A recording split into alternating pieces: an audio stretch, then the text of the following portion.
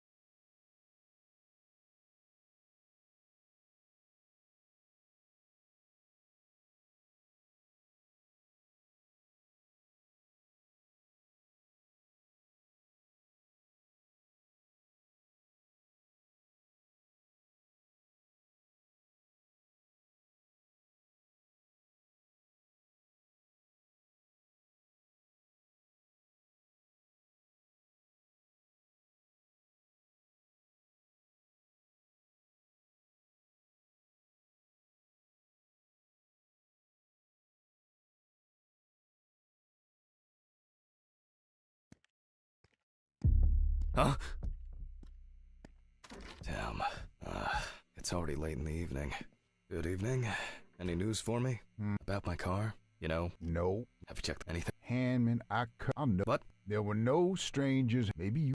All the... Why, possibly. You can. Christ. You should. You've been kind. That's the... Good. Along with your leg. What? Wait, what? You still. Best hurt.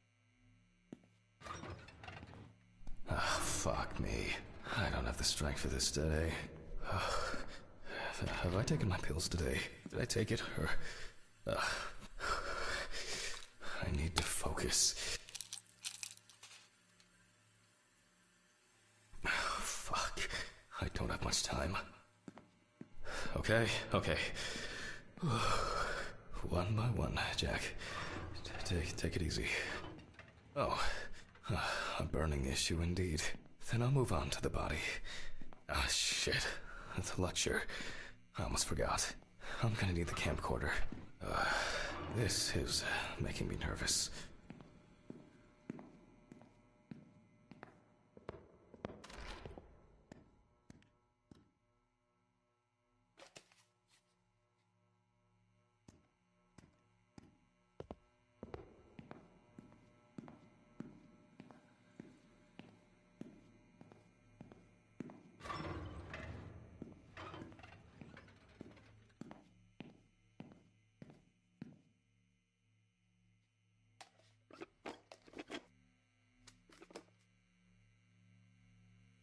Oh well.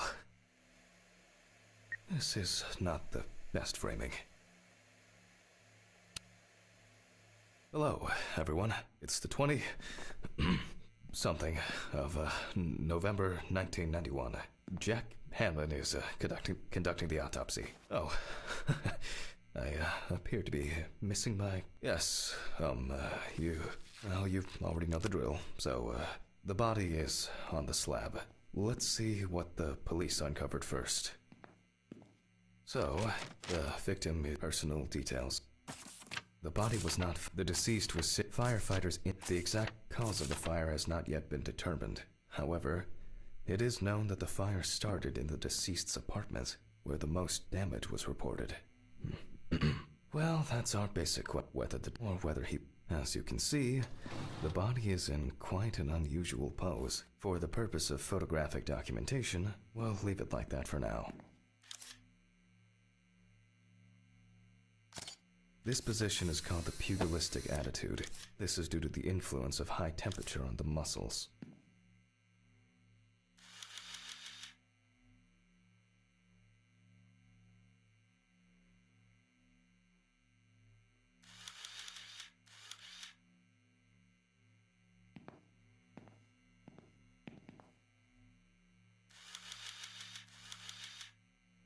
The fire reaches the skin first, then the soft tissue, until the skeletal muscles are exposed. Coagulation occurs in exposed muscles due to their fibers shrinking.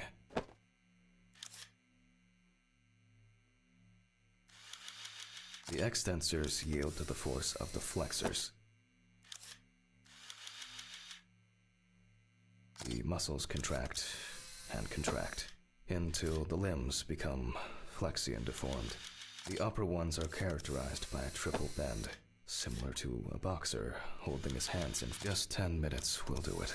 10 minutes for the muscles and tendons to contract. In the end, we're all just walking meat.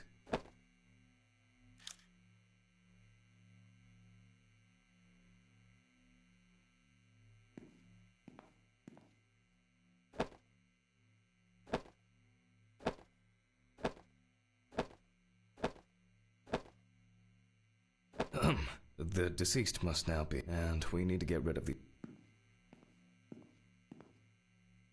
He looks to have been tied up in a rather... The deceased's neck and feet were most like... Which explains why, despite the severe burns, the deceased's limbs are not... that's better. It's easier to straighten him now. Without taking out the magnifying glass, we already know that the deceased's skin is heavily charred and cracked.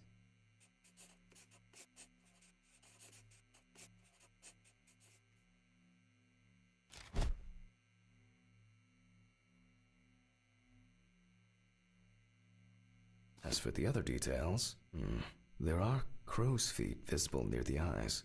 Upper lip reveals front teeth. One of the incisors is broken. There's soot in the nostrils. The rope around the neck wasn't very tight. I don't see it leaving a mark on the skin.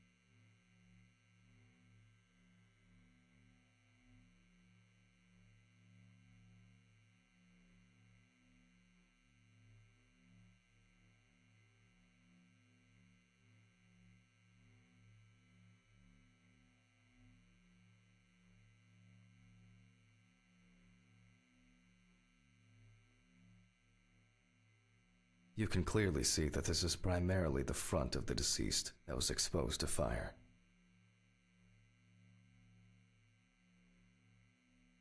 The victim sat in the chair the whole time, hence his back being in much better condition than this extremely burned area.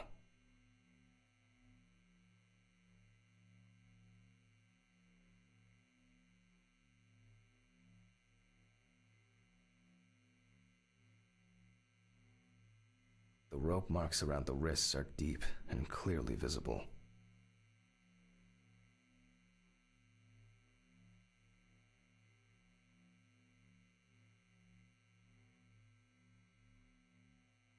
Looks as if a large flap of skin had detached from the calf.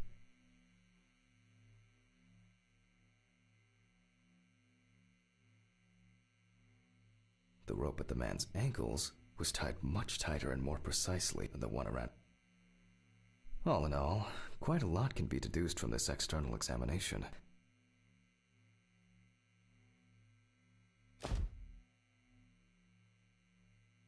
The eye clenching is a natural reaction of the body to high temperatures.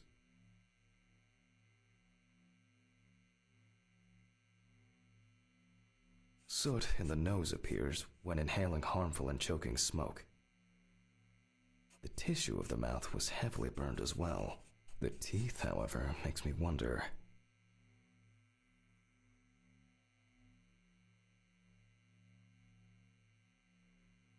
Severe burns, covering approximately 80% of the epidermis. Traces fail to indicate that the deceased suffocated before the fire took hold. Oh, that must have been terrifying. He appears to be loosely tied. However, this is the result of the corpse drying out. The wound shows that the rope had deeply imprinted itself in the tissue. Predominance of 4th and 3rd degree burns. The burns reach through the dermis and hypodermis to reach the muscles. The length of the rope was calculated, and appears that the deceased could make limited movements around the perineum. The conclusions are quite clear. It may seem incidental, but for us it's a sign that the deceased was most certainly conscious. We need to check the damage inhaling all that smoke has done to the respiratory tract. Perhaps the deceased lost a tooth attempting to bite through the rope. The extent of the thermal stresses on the body could have caused this death. It looks like the deceased was a fan of choking while masturbating. Deaths due to a predilection for asphyxophilia do occur, but not in this case. Wounds on the wrists and ankles indicate that the deceased could have been struggling in panic.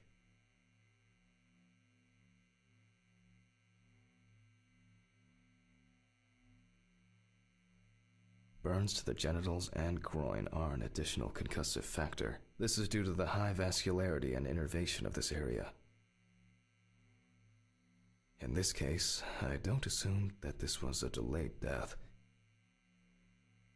The mixture of fear, sexual arousal, and drugs could have caused a heart attack. I will assess the extent of possible poisoning and burning in a moment. First, I'll try to establish the victim's identity.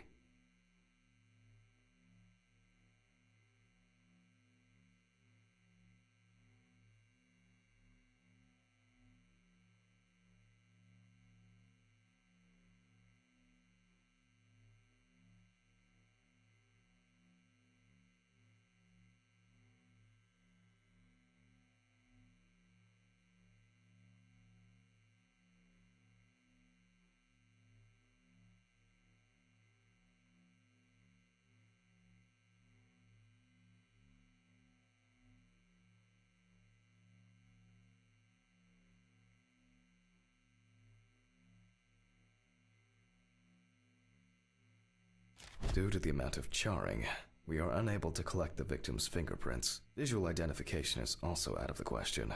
You can probably guess what options we are left with, You guessed it, a dental impression. For this, I need impression trays and alkanate material. Please excuse me for a moment. What I need should be somewhere in the lab.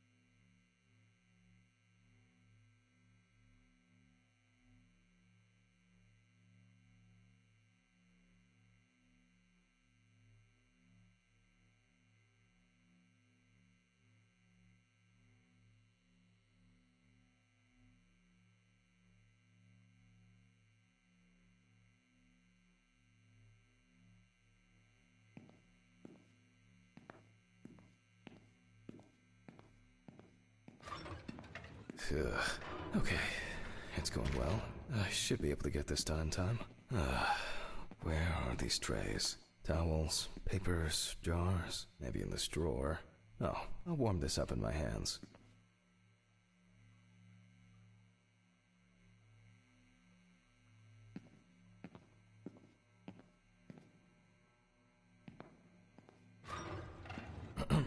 Okay, making an impression is quite simple. You put trays with alginate into the mouth and press them together in one firm. Once the devices have been placed... apologies. They cannot be adjusted. Okay, again, we will need a piece of paper, a brush, and ink. We will make a plaster model of the deceased's teeth from the obtained impression. We will then make an impression of the mold on a piece of paper, which will be scanned into the computer.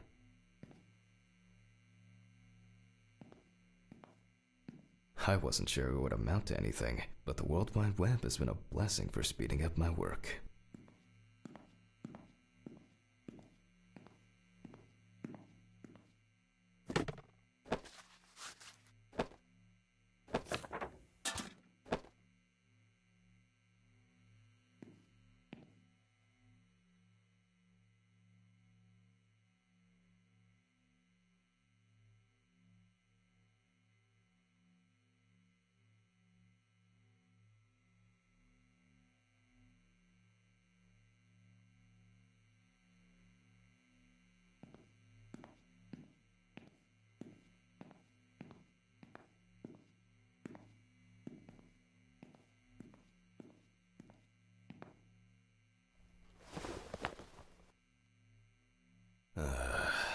You see, it seems so simple, and yet laborious.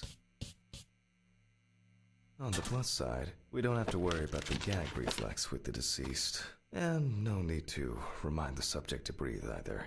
At least he saved the high cost of orthodontic treatment.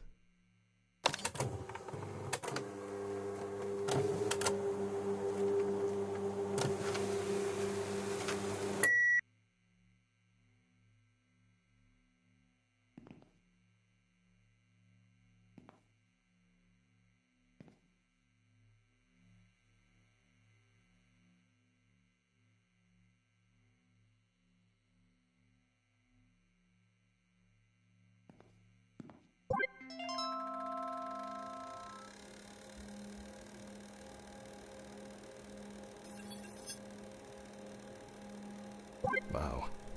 Who would have expected a match so soon? Well, the deceased is Richard Jacobson, 47 years old. He had a criminal record and was recently in court for... Oh, wow. For not returning a videotape to the rental shop. Oh, Jesus. I better check if I've still got that copy of... where were we?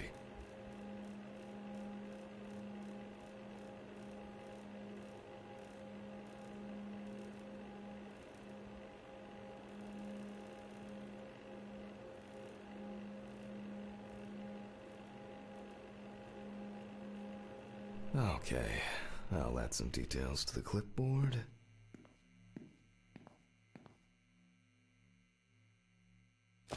Okay, and we can move on to dissecting the body. This time, I'll go straight for the loppers. Let me start here. I push hard several times.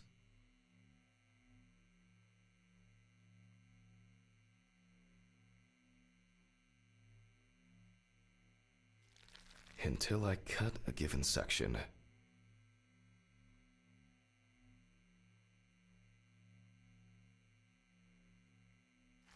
You can see that using a scalpel would be pointless here.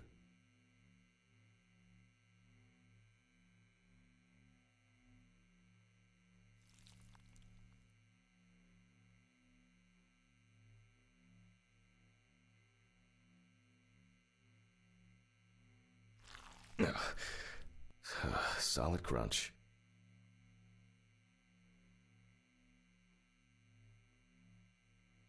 Almost there.